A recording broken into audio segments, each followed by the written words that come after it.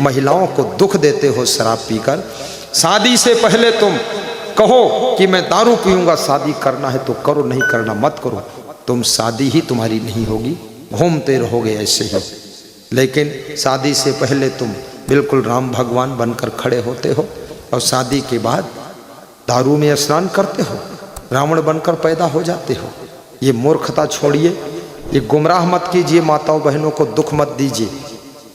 एक लड़की ससुराल जाती है बड़ी तमन्ना लेकर के, ससुराल पहुंचूंगी वहां सुख मिलेगा, बड़ी खुश होती है, सज धज कर जाती है, खूब 16 श्रृंगार करती है, माथे में बिंदिया, कान में कुंडल, नाक में नथुनी, कमर में करधनी और कहाँ कहाँ पायल की झनकार। और वहां पहुंची तो देखा पति बेहोश पड़ा है मक्कार।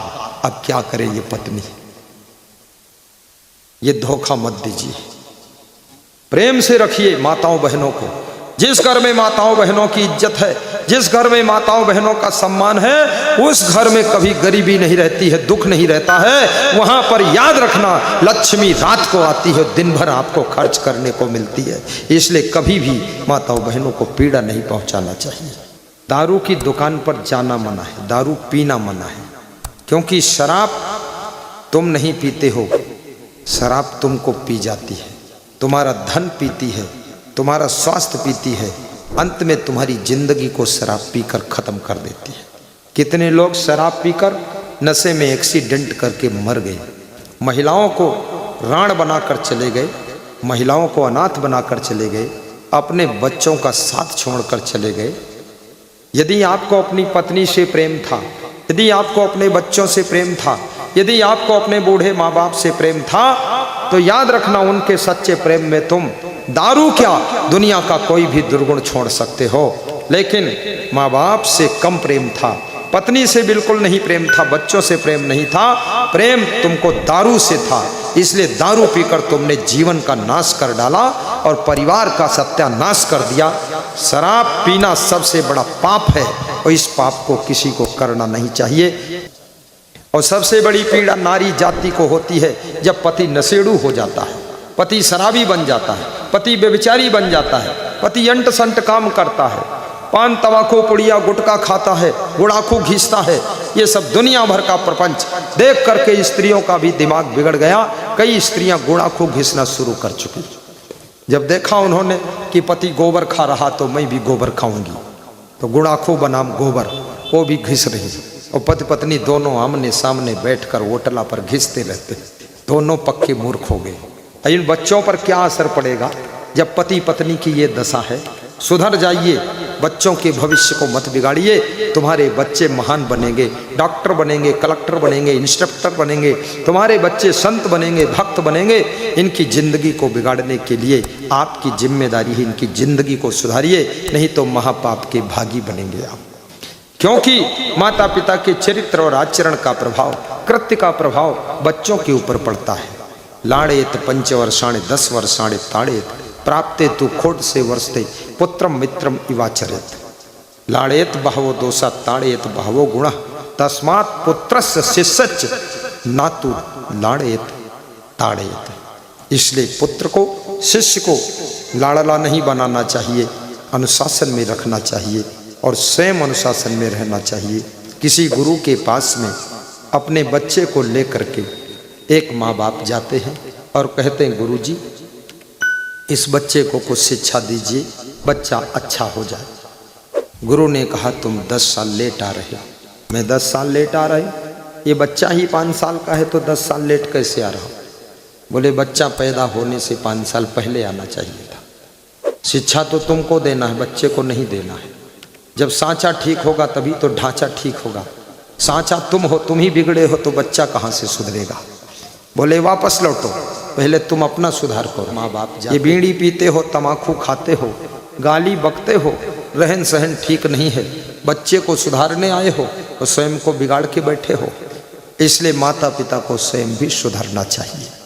और याद रखना, जितने अच्छे आप होंगे, जितनी अच्छी आपकी संतान होगी, जितने अच्छे आपके माता पिता होंगे, जितना अच्छा आपका पति होगा, जितनी अच्छी सज्जन आपकी पत्नी होगी और जितनी अच्छी आपकी बहू बेटी बच्चे होंगे, उतना अच्छा सुख शांति घर में होगा, कलह कलेश नहीं होगा। इसलिए कबीर साहब कहते हैं राजपाट बाद को बढ़ाइए, पहले भक्ति बढ़ाइए। कबीर साहब कहते हैं धर्म पहले अपनाइए, उसके बाद में धनवान बनिए। क्योंकि धन में 15 दोष होते हैं। धन आने के बाद भी मनुष्य की बुद्धि बिगड़ती है। इसलिए धर्म की राह पर चलो, फिर धनवान बनो। अगर धर्म को छोड़कर धनवान बने तो तुम रावण और कंस बन जाओगे, लेकिन धर्म को साथ में लेकर के अगर धनवान बने तो तुम राम और कृष्ण बन जाओगे। इसलिए धर्म साथ में होना चाहिए, ताकि पति का धर्म, पत्नी का धर्म, माँ का धर्म, पिता का धर्म, पुत्र का धर्म, पुत्री का धर्म, डॉक्टर का धर्म, मास्टर का धर्म, इंस्पेक्टर का धर्म, अफसर का धर्म, कर्मचारी का धर्म, भगत का धर्म, साधु का धर्म, गुरु का धर्म, सब लोग अपने अपने धर्म को अगर याद कर लें, अपने अपने धर्म की इज्जत बचा लें, तो ये धरती स्वर्ग से कम नहीं है और इस धरती पर रहने वाले देवी देवता से भी कम नहीं। अपने अपने धर्म को लोग भूल रहे, लोगों के समझ में नहीं आया है क्या करना था, क्या कर बैठे। आपका जीवन मंगलमय हो।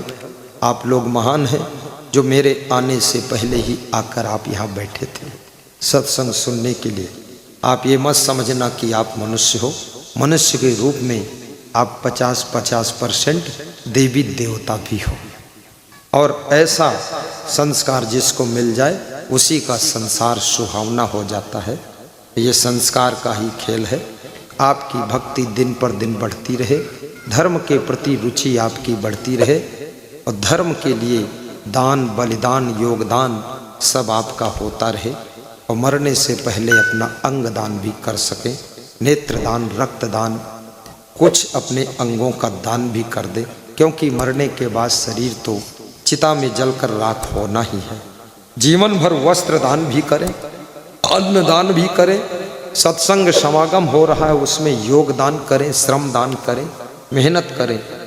आज हमें भक्त जी बता रहे थे कि गुरुदेव यहाँ पर बहुत लोगों ने मेहनत किया है और कई गांवों का सहयोग है। माने गांव, चिच गांव और साल्हेवाड़ा, करौंदा बहेरा, अजगरा, पीपर टोला, रमगढ़ी, आसपास के अनेक गांवों के लोग इसमें अपना अपना योगदान दे रहे हैं, और अनेक गांवों से लोग यहाँ पधारे हुए हैं। और मैं तो आप सबके लिए आया हूँ, कोई पंथ वंथ का प्रचार करने नहीं आया हूँ। आपके विचारों के शुद्धिकरण के लिए आया हूँ, आपके संस्कारों को परिष्कृत करने के लिए आया हूँ। मुझे पंथ नहीं बढ़ाना है, मुझे तो आपके अंदर सद्गुण और सदाचरण, भक्ति और धर्म बढ़ाना है, ताकि आप धरती के देवता बन सकें, धरती की देवी बन सकें, इस धरती को आप स्वर्ग बना सकें। मरने के बाद स्वर्ग की कल्पना ना करें कि मरूंगा तो स्वर्ग कहीं मिलेगा।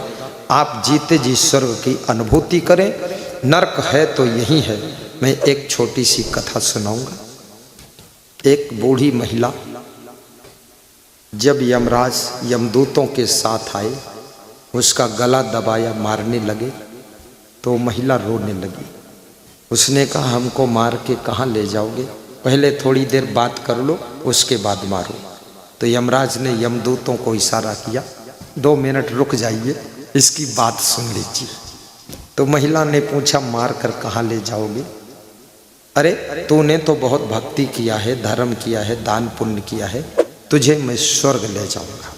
तू स्वर्ग में रहेगी, मुझे स्वर्ग ले जाओगे, तो मैं नरक कब देखूंगी? नरक पहले दिखा दो, फिर स्वर्ग में रख देना। वो बुढ़िया वो डोकरी नरक में देखने के लिए तैयार थी कि नरक देख तो लूं, तब नरक स्वर्ग में डिफरेंस सोचूं, अंतर क्या है। तो यमदूत पकड़ करके नरक ले गए। तो नरक में देखा, बहुत ऊंचे एक रस्सी में घी टंगा हुआ था, दही टंगा हुआ था, बहुत बड़े घड़ा में दही था और शक्कर भी टंगी हुई थी। तो वे जितने नरक के लोग थे सब भूखे बैठे हुए थे, रो रहे थे, चिल्ला रहे थे, लड़ रहे थे, झगड़ रहे थे। तो उस डोकरी ने कहा क्या बात है? बोले बात कोई नहीं, स्वर्ग में चलो, ये सब दुखी लोग हैं। स्वर्ग में ले गए उस डोकरी को। तो वहाँ देखा, वहाँ भी दही का बहुत बड़ा घड़ा है और शक्कर का घड़ा है। रस्सी में ऊंचे टंगा है। तो वहाँ के लोग हंस रहे, मुस्करा रहे और देखा कि वो दधी माखन का एक आपने सुना होगा, जो कृष्ण भगवान का एक पर्व मनाया जाता है, दधी माखन कुछ बोलते हैं। तो उसमें कृष्ण भगवान बचपन में किसी के घर में दही खाने जाते थे तो ग्वाल बालों को ले जाते थे और कुछ ग्वाल बाल नीचे, कुछ ऊपर चढ़ के और ऊंचे पर टंगी हुई हंडी उतार लेते थे और दही निकाल कर खा लेते थे। तो स्वर्ग के लोग एक दूसरे को सहयोग करके, एक दूसरे की पीठ पर चढ़ करके वो दही का पूरा घड़ा उतार कर और शक्कर उतार कर उसको मिक्स करके और बैठ के दोना में ले लेकर लाइन से बैठकर पंक्ति में प्रेम से मिल बांट कर खा रहे थे और गले मिल रहे थे, हंस रहे थे। तो उस डोकरी ने कहा, भगवान में ये स्वर्ग नरक में कुछ अंतर तो दिखता नहीं है, ये क्या बात है? तो यमराज ने कहा, भगवान न स्वर्ग बनाता न नरक बनाता है। एक जैसी दही की हंडी यहाँ भी टंगी है और शक्कर की हंडी टंगी है, नरक में भी टंगी है। नरक में लोग किसी को योगदान करना नहीं चाहते, श्रमदान करना नहीं चाहते, इसलिए सब भूखे बैठे हैं, रो रहे हैं। और स्वर्ग के लोग एक दूसरे के ऊपर चढ़ के अहंकार छोड़कर हंडी उतार कर दही में शक्कर मिलाकर खा रहे हैं, ये मुस्करा रहे हैं। जहां लोग एक दूसरे को योगदान करते हैं वही स्वर्ग बन जाता है। और जहां लोग अपने अपने अहंकार में, अपने अपने लोभ में रहते हैं, वहां दही तो है, शक्कर भी है, लेकिन उसको उतारने वाला कोई नहीं है। सब दुखी रहते हैं, सुख के भूखे रहते हैं, शांति के भूखे रहते, तड़पते रहते हैं। इसलिए परिवार में भी एक दूसरे का योगदान कीजिए, समाज में भी योगदान कीजिए। देखिए फिर आप कभी सुख के भूखे नहीं रहोगे, सुख की हंडी उतरेगी और सुख का दही खाओगे और शांति की शक्कर मिलाकर आनंद से रहोगे और इसी धरती पर तुम्हारा स्वर्ग उतर जाएगा। ये धरती ही स्वर्ग बन। हमारे संत महात्मा एक भजन गाते हैं,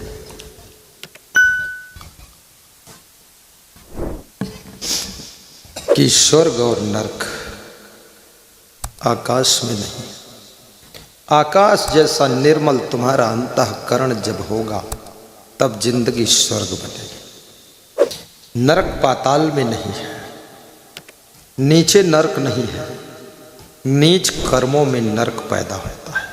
नीच आचरण, नीच स्वभाव, नीच कर्म वे नरक पैदा करते हैं, इसलिए कहा जाता है नीचे नरक है और ऊंचे स्वर्ग है। यानी उच्च आचरण में स्वर्ग है, नीच आचरण में नरक है। इसलिए स्वर्ग नरक की चाबी आपके पास में है। आप जितना चाहो उतना अपने घर को स्वर्ग बनाओ, जीवन को स्वर्ग बनाओ। जितना ज़्यादा गलती करोगे, काम क्रोध लोभ मोह अहंकार ईर्ष्या द्वेष में फंसे रहोगे, उतना ही जिंदगी नरक बन जाएगी। आप सबका जीवन मंगल में हो, ऐसी शुभकामना करता हूँ। प्रचार प्रसार करने वालों को धन्यवाद देता हूँ और साथ साथ में दूर दूर गांवों से आए हुए श्रोताओं को आशीर्वाद अपने गुरु का मांग कर देता हूँ और माताओं बहनों को प्रणाम करता हूँ। बड़े धैर्य और शांति के साथ गुरु की बड़ी बातें, कड़ी बातें, मधुर बातें और थोड़ा कड़क बातें भी सुन करके मुस्कुरा कर आपने अपने जीवन में परिवर्तन करने का संकल्प लिया। और बच्चों को भी आशीर्वाद है, बेटियां सब महान बने और बच्चे सब आगे उत्थान करें, शिक्षा पढ़ाई में मन लगाएं, मोबाइल से मन को हटाएं और परस्पर प्रेम समता से रहें। संतान आज्ञाकारी बने, मनमानी न करें, जिद्द और हठ से ऊपर उठें, अपने जीवन को प्रसन्नता और प्रफुल्लता के साथ में जिए, घर की साफ सफाई ठीक से रखें, नशा व्यसन से दूर रहें, धन का, बुद्धि का, शरीर की शक्ति का सदुपयोग करें, इसको व्यर्थ में न प्रयोग करें। थोड़ा अपने शरीर की शक्ति भी समाज की सेवा में अर्पित करें, थोड़ा दौलत भी समाज की जागृति के लिए खर्च करें। हिंदू समाज में तुम्हारा जन्म हुआ है, इस हिंदू समाज की धरती पर रक्षा भी करें, क्योंकि हिंदू समाज ये साधारण समाज नहीं है। भारत देश में नहीं, विश्व में हिंदू धर्म श्रेष्ठ धर्म है। अपना धर्म न छोड़े, कोई दूसरा धर्म लालच दे कि हम तुमको ये दे देंगे, वो दे देंगे, सामान दे देंगे, पैसा दे देंगे। याद रखना, पैसा के लालच में आप धर्म छोड़कर धर्मांतरण करके बहुत बड़ा पाप कर रहे हैं, क्योंकि हिंदू धर्म पवित्र धर्म है और इस धर्म में बड़ी स्वतंत्रता भी है। माताएं बहनें देवी की तरह पूजी जाती हैं और पुरुषों का भी यहाँ आदर होता है। किसी दूसरे देवी देवता को भी पूजने की आवश्यकता नहीं है। आपके हिंदुओं में 33 करोड़ देवी देवता हैं, जिसमें तुम नाम भी नहीं जानते हो सबके, इसलिए एक दो को ही ले लो। राम को पकड़ लो, कृष्ण को पकड़ लो, कबीर को पकड़ लो, या हनुमान जी को पकड़ लो, दुर्गा जी को पकड़ लो, 2-4 ही काफ़ी है। बाकी देवी देवता सब ऐसे खुश हैं, उनको कोई प्रॉब्लम नहीं है। और तुम फिर भी मजार में जाकर, उजार में जाकर हरे रंग की चादर चढ़ाते हो। तुम्हारे जैसा कोई मूढ़ व्यक्ति नहीं है। वहाँ मजार में क्या रखा हुआ है? वहाँ एक आदमी पहले जो जिंदगी भर गाय भैंसा खाया है वो मर गया है और उसी की वहाँ मजार बनी है। उस मजार पर तुम हरे रंग की चादर ओढ़ा करके कौन बड़ा दुआ मान लो, आशीर्वाद प्राप्त कर लोगे। तुम्हारे हिंदू धर्म में एक से एक बड़े बड़े संत महात्मा हैं, उनसे आशीर्वाद लीजिए, उनका ज्ञान सुनिए। भटकने अटकने की जरूरत नहीं है और हिंदुओं में जागृति आनी चाहिए। हिंदुस्तान के आज तक 15 टुकड़े हो चुके हैं। सावधान नहीं रहोगे तो फिर टुकड़े होंगे। उन टुकड़ों में भी हिंदू लोग थे, आज वे सब मार डाले गए, धीरे धीरे खत्म हो गए। और हिंदुस्तान एक ही देश ऐसा बचा जहां आप हिंदू एक साथ रहते हैं। इसमें भी राजनीति करने वाले राजनीतिक कुर्सी के लिए हिंदू धर्म को बेचने के लिए भी तैयार हैं। वे स्वयं हिंदू धर्म के देवी देवताओं की बुराई करते हैं राजनीति के लिए। उनको मालूम नहीं है जिस दिन विधर्मी लोग हावी होंगे उस दिन तुम्हारी राजनीतिक पार्टी का कहीं पता लता नहीं चलेगा और मौत के घाट उतार दिए जाओगे। इसलिए हिंदुओं में एकता संगठन होना चाहिए और हिंदू राष्ट्र बनाने के लिए भी आपको अपनी आवाज़ को उठाना पड़ेगा। कम से कम फेसबुक में डालो, सभी लोग व्हाट्सएप में डालो। एक एक बंदूक जैसा मोबाइल लेकर बैठे हो, उसमें लिख नहीं सकते हो? कुछ लिखो हिंदू राष्ट्र के लिए। आप तैयार होइए इसके लिए।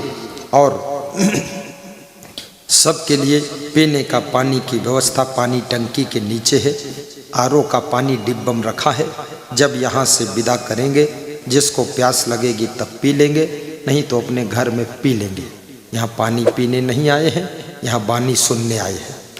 हाँ, पानी वानी के लफड़े में लालची बनना नहीं है। और सभी धर्मानुरागी बंधु प्रसाद प्राप्त करके ही घर जाएंगे। कौन सा प्रसाद है? क्या प्रसाद है? हैं? कौन सूखा नाव का? बूंदी? बूंदी है? पैकेट में है कि ऐसे हाथ में दे? अरे छीछा लेदर करी हो तुम। कल से पैकेट बना लेना। अखबार में कोई रद्दी कागज किसी से कह दो लाकर दे देगा अपने अपने घरों से। ठीक, उड़िया बांध लो 2-3 हजार। सब हाथ लथरी हैं, आधा ही गिरई हैं, सब चटाई फटाई चटचटी हो जाई। उमा चेटी चटाई है, कोतवा चटी है, वह लवशंका करी है। कल वह बैठे सत्संग हुई। हाँ, तो ये सब हिसाब से काम करो। आज तो जौन होएगा तो होएगा। खैर, बाहर 20 लोग बांटने के लिए तैयार रहो बाल्टी में लेकर। पंडाल के अंदर कुछ नहीं बटेगा। देखो, होशियार बनना चाहिए। पुड़िया बांध लेना चाहिए। क्या पुड़िया? कागज की, वही अखबार वाली पुराना रद्दी कागज, बच्चों की रद्दी कापियाँ फाड़ फोड़ के पुड़िया बांध लो और सत्संग में ही जब महामंगल आरती हो जाए एक सारे में लिखा देंगे, ताकि आज जब तैयार होगा आश्रम धर्मशाला, उद्घाटन होगा, उद्घाटन में आपका न्योता आएगा, मोबाइल से ही आपको सूचना आएगी कि आप पधारिए, और एक व्यक्ति अपने साथ 10 लोगों को लाने की अथॉरिटी होगी। और आश्रम देखिए कि आपने जो मेहनत किया था वो ये खड़ा हुआ है आश्रम, और वहीं रहिए, सोइए, और सबका सम्मान होगा। लगभग 2.25 एकड़ जमीन वहाँ खरीदी जा चुकी है अयोध्या में, और तैयार होगा आश्रम। गया जी में आप लोग पिंडदान करने जाते हैं, गया जी में भी लगभग 2.5 एकड़ जमीन एक भक्त ने आश्रम के लिए दान दिया है। वहाँ भी आश्रम बनेगा आपका, लेकिन वहाँ बिहार वालों के दान से बनेगा। और गुजरात में आपका घूमने का मन होगा तो पावागढ़ एक तीर्थ है, दक्षिणा देगा, उसी से भोजन भंडारा सबका चलता रहेगा। तो ऐसा व्यवस्था मैंने सोचा है। प्रयाग कुंभ में भी बहुत सेवा हुई थी। उज्जैन कुंभ में 50,000 भक्त लोग आपके कैंप में भोजन करते थे।